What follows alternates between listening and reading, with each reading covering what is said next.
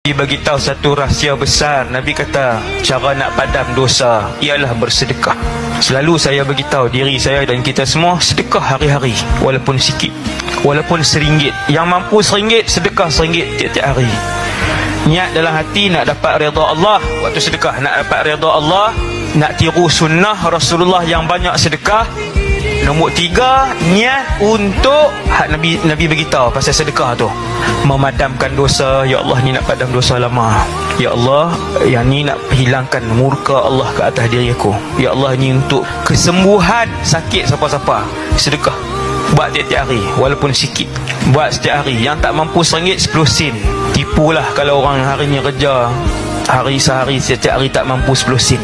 Mana lebih Allah suka? Yang berterusan sepanjang tahun setiap hari RM1, ataupun dia bagi RM1,000 sekali ya?